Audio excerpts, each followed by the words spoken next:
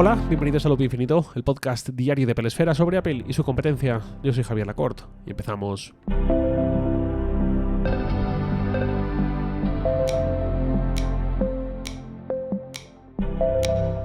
Hace unos días, la consultora de mercado IDC publicó su informe trimestral sobre ventas mundiales de ordenadores. Esto es algo que la prensa tecnológica seguimos mucho, le damos cobertura, y aunque no son cifras exactas, oficiales de cada fabricante, sí sirven para al menos hacerse una idea de por dónde van los tiros, quién sube, quién baja, quién vende más, quién vende menos, ¿no? En este último trimestre, que es el que fue del 1 de enero al 31 de marzo, las ventas agregadas de ordenadores, las de todos los fabricantes, han caído un 29%. Pero llama la atención, y más en este podcast, lo que ha pasado con Apple, porque sus ventas han caído, las ventas de los Mac han caído un 40%, casi un 41%. Es muchísimo, sobre todo teniendo en cuenta que el Mac durante estos últimos 2 años no es que siempre haya aumentado sus ventas de forma sostenida, pero por lo general ha sido quien más se ha salvado de la quema, y mientras todos o casi todos caían en ventas, Apple por lo general crecía. ¿Qué ha cambiado esta vez? Cuando esto ocurre, ya no que Apple caiga o crezca, me refiero. Cuando hay un informe de ventas trimestral, solo está contemplando lo que ha pasado en un trimestre respecto al mismo trimestre del año anterior. Por supuesto que Apple no se va a alegrar de haber reducido ventas, ni Apple, ni Asus, ni Lenovo, ni nadie, pero para entender de verdad la evolución de un fabricante en su industria hay que ver lo que ocurre de forma sostenida con el paso del tiempo. Porque además con los ordenadores hay más variables que con la telefonía móvil, en el caso de Apple, y el contexto reciente es el perfecto para los desajustes varios que pueden aparecer en un trimestre o en otro. Y al final, cuando aparecen estas noticias sin contexto, es fácil caer en confusiones, porque si alguien te dice las ventas de Mac han caído un 40% interanual, lo ha dicho IDC, pues claro, aparece una frase absoluta, concluyente, pero no muestra la foto completa, hace falta contexto, y eso es lo que voy a intentar aportar aquí. En primer lugar, cuando estos informes hablan de smartphones, de telefonía móvil, con las ventas de Apple tiene mucho sentido la comparación interanual porque el calendario de lanzamientos del iPhone es completamente cíclico. Cada septiembre desde hace un montón de años se lanzan los nuevos iPhone y eso hace que las ventas sigan una estructura trimestral decreciente. Último trimestre del año, las mayores ventas, se junta la campaña navideña, se junta sobre todo obviamente que se han lanzado los nuevos iPhone. El siguiente trimestre, menos ventas, el siguiente, menos, y el último, el de verano, menos todavía, porque ya sabemos todos que los nuevos iPhones están a la vuelta de la esquina y mucha gente espera para renovar. Cuando de uno a otro hay una caída, se puede intentar entender por qué. Y puede pasar desabastecimiento, puede haber escaso atractivo de los nuevos modelos y que Apple haya lanzado una generación de iPhone que no ha levantado la misma pasión que otras.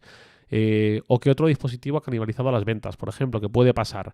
No es muy habitual en el caso de Apple, pero puede pasar. Por ejemplo, sale el primer Apple Watch, pues igual hay gente que lo compra en un hipotético escenario en el que se pone a la venta en el mismo trimestre que el iPhone, y la gente, o hay gente que no renueva el iPhone ese año, sino que espera un año más respecto a lo que tenía pensado porque ya se ha gastado el dinero en el Apple Watch, ¿no? Cosas que pueden pasar para explicar un movimiento en el mercado. En el caso del Apple Watch Ultra, por ejemplo, sí que pudo pasar porque era un dispositivo además bastante costoso, con esos 1.000 euros en España, y salió al mismo tiempo que los iPhone de la familia 14. Con los ordenadores todo esto es más difícil. Primero porque las ventanas de lanzamiento no siempre coinciden. Hay ordenadores que se lanzan cada 2 años. Hay otros que se lanzan en marzo y su actualización en octubre del año siguiente. Hay ordenadores que Apple no actualiza en 3 años y medio. Es todo mucho más irregular.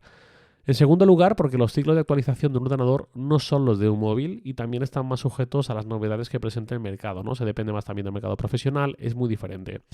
En tercer lugar, con Apple en concreto, por su transición a Apple Silicon, que todavía está en marcha, recordemos, todavía falta el Mac Pro por acabar esa transición. Hubo gente que en cuanto se anunció esa transición en 2020, demoró su compra, o bien esperando al M1, o bien, algo que también ha ocurrido, esperando al M2. Todos esos comentarios que seguramente habréis escuchado muchos, habréis leído muchos, de actualizaré cuando llegue la segunda generación de Apple Silicon, porque no me fío de la primera, porque no me gusta estrenar generaciones, lo que sea. Se suma otro factor más, que es la pandemia, que ha dejado un montón de consecuencias. La primera consecuencia es que hubo una demanda anticipada. De golpe, de un día para otro prácticamente, mucha gente se vio pasando muchísimo más tiempo en casa y sobre todo trabajando desde casa. Pues me compro un ordenador para trabajar en condiciones, o en el caso de las empresas, compro portátiles para que mis empleados puedan trabajar desde casa, o situaciones del tipo estoy ahorrando más que nunca porque literalmente no puedo salir, no estoy gastando el dinero en cenas, ni en fiestas, ni en viajes, pues me doy algún que otro capricho como un portátil. Eso provocó un aumento de la demanda que era puramente coyuntural, que luego iba a suponer una contracción de esa demanda. Quizás había gente que planeaba comprar un ordenador más o menos en 2020, en 2021, en 2022, y lo compraron en 2020 por la situación que hubo, con lo cual durante los años posteriores ya no tenían que comprar nada, ya lo compraron durante 2020. Eso iba a erosionar las ventas posteriores y eso es justo lo que ocurrió con las teles y con otros tipos de productos. Sigue siendo una época complicada para comparar, porque a nivel pandémico hemos vuelto a la normalidad, pero el mercado todavía tiene estos coletazos. Dicho eso, tampoco sirve como excusa para todo. ¿Qué ha podido pasar para ese 41% de caída, que es muchísimo más allá de lo que estábamos diciendo? Los MacBook Pro con el M2 Pro y compañía se presentaron antes de fin de año. Sus ventas, la mayoría de sus ventas, seguramente empezaron a despuntar en este primer trimestre, que es su primer trimestre completo, en ese enero-marzo del 23. El Mac Mini M2, tampoco es que sea un Mac súper popular el Mac Mini, pero ese modelo se lanzó a principios de año en enero, con lo cual ha tenido bastante trimestre para que quienes quizás estaban esperando a un nuevo Mac Mini se lo hubiesen podido comprar. Ya he dicho que no es el más popular, pero al final todo hace. Hay más factores. Por un lado, tambores de recesión que llevan atornando desde hace ya tiempo. Caída bursátil, sobre todo de las tecnológicas, que han arrastrado bastantes consecuencias. Inflación, sobre todo en la segunda mitad de 2022. Subidas gordas de los tipos de interés, lo cual puede o reducir el dinero disponible para cualquier compra, por ejemplo, una familia que le han subido la hipoteca y se tiene que empezar a apretar un poco más el cinturón y aplazar ciertas compras, o bien puede penalizar las compras financiadas. Me voy a comprar un Mac y lo voy a hacer financiado, pues si no puedo acceder por lo que sea a la financiación hasta el 0% que ofrece Apple en muchas ocasiones para sus productos y tengo que tirar de tarjeta de crédito, tengo que tirar de crédito al consumo o lo que sea, con estos tipos pues ya no me salen tanto las cuentas quizás. Todo eso también ralentiza inversiones en las empresas y también disuade a los particulares de hacer según qué compras. Oye, no me viene bien ahora gastarme 1.500, 2.000 euros, voy a esperar un poco a ver si la cosa se calma. Y luego también hay que pensar si el producto presentado es lo suficientemente atractivo. Y ahí también entra su precio. Los Mac con el chip M1 en general llegaron a precios equiparables a los anteriores Mac con Intel y en algún caso incluso más barato. Y si encima rascabas algún precio rebajado, algún descuento que tenías por ahí, por ejemplo en Amazon lo subo bastante, tenías un Mac M1, un MacBook Air por ejemplo M1, por menos de 1.000 euros, por debajo de esa barrera psicológica tan golosa. En cambio, llega el MacBook Air M2 hace casi un año, por la inflación, por el motivo que sea, fue un encarecimiento de los gordos, de 1.129 euros que te costaba un MacBook Air M1 sin descuentos, a los más de 1.500 euros que te cuesta un MacBook Air M2 básico. A eso quizás le podemos añadir algo más, que es que el M2 tampoco supuso un gran avance, mientras que el M3, por el paso a la nueva arquitectura de 3 nanómetros, se supone que sí va a ser una actualización más notable y que lo vamos a ver muy pronto, si es que no lo hemos visto ya, porque recuerdo que estos episodios los estoy grabando con una semana de retraso porque esta semana estoy fuera. No sé cuánto puede haber de efecto Osborne, que es lo que decía del M2, el M3, rumoreado y tal, pero si esto es algo que se comenta bastante en prensa, en foros de toda índole, pues quizás haya provocado que un cierto número de usuarios hayan preferido esperar al M3 para actualizar su Mac. Entonces, a lo mejor la caída no es culpa exactamente, no puedes atribuirla únicamente a que la gente está esperando al M3, o a la pandemia, o al precio, o a no sé qué, o a la inflación, o a los tipos de interés, pero sí vas sumando causas y a lo mejor sí que te van saliendo. Luego, puestos a especular, a mí me encantaría que un motivo de esta caída sea que Apple siga ofreciendo solo 8 GB de memoria en sus MacBook Air y Pro de 13 pulgadas, y en el iMac y en el Mac Mini, y está viendo una respuesta sigilosa pero masiva del mercado poniéndose a estas prácticas, no comprando estos ordenadores como castigo. Pero me temo que eso ya es un deseo personal más que una certeza. Hay muchos posibles motivos de la propia Apple, de la industria general o externos a la industria y pertenecientes al final a la macroeconomía, pero que también influyen en esta caída de ventas tan seria para todos y para Apple en particular pues todavía más seria. Si bien es cierto que en anteriores trimestres ocurría lo que decía al principio, Apple crecía mientras el resto caía, con lo cual la caída pues bueno, un poco cogida con pinzas y hay que verla en contexto, si bien tampoco creo que haya que achacar a que es que antes nos iba demasiado bien y ahora, pues bueno, cosas externas a nosotros, no está de más el ejercicio de autocrítica.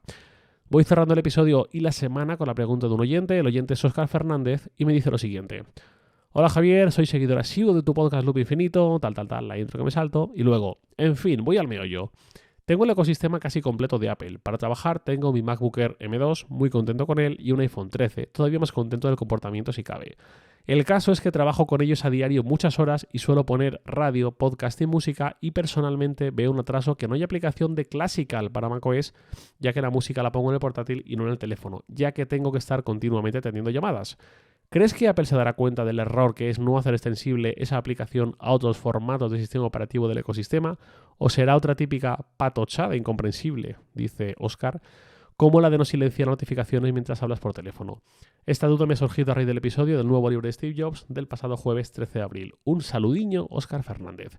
Pues muchas gracias, Óscar. Esto es un poco lo que ya comentaba. Incomprensible esa palabra que has usado tú y yo coincido contigo. Me resulta incomprensible que Classical haya llegado a iOS, que vaya a llegar a Android, según dijo Apple, pero no hay aplicación para iPadOS, no hay aplicación para macOS, no hay aplicación para tvOS, tampoco para watchOS ni para CarPlay.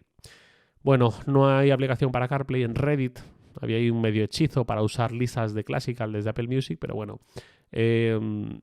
Incomprensible ya no es solo por lo obvio, ya no es solo porque efectivamente Apple tiene más sistemas operativos y más productos a los que ha negado esta llegada. Ya no solo porque hablamos de sus propios productos y si algo no le falta a Apple son recursos para hacerlo. Es que también está lanzando un mensaje bastante chungo a la comunidad de desarrollo.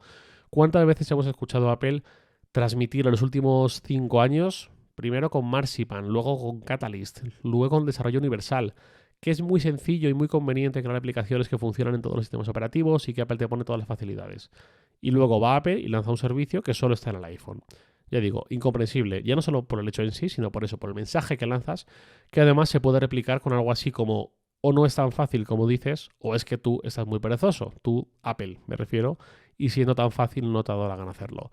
Porque además, esta situación hasta eclipsa el lanzamiento. Mucha gente, en vez de estar hablando de la novedad, del servicio, de que llega algo chulo, Apple Music, que se incluye en el precio, que no te pide un pago aparte, en vez de hablar de eso, está hablando de cuando uso mi iPad no puedo usar Classical, o como trabajo con el Mac no puedo hacerlo, ¿no? Es bastante extraño esto.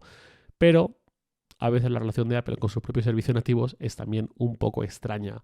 Por ejemplo, la semana pasada Spotify anunció la llegada de su widget a la pantalla de bloqueo de iOS, que ese widget en realidad es una complicación, es un acceso directo que te abre Spotify desde la pantalla de bloqueo, punto y final. Es muy poca cosa hasta que te das cuenta de que en lo que a widgets se refiere, en la pantalla de bloqueo, Spotify 1, Apple Music 0. Nada más por hoy, lo de siempre. Os leo en Twitter, @jlacort, y también podéis enviar un mail a lacort@sataka.com. Loop Infinito es un podcast diario de Pelesfera, publicado de lunes a viernes a las 7 de la mañana, hora española peninsular, presentado por su servidor Javier Lacort y editado por Santi Araujo. Un abrazo y hasta el lunes.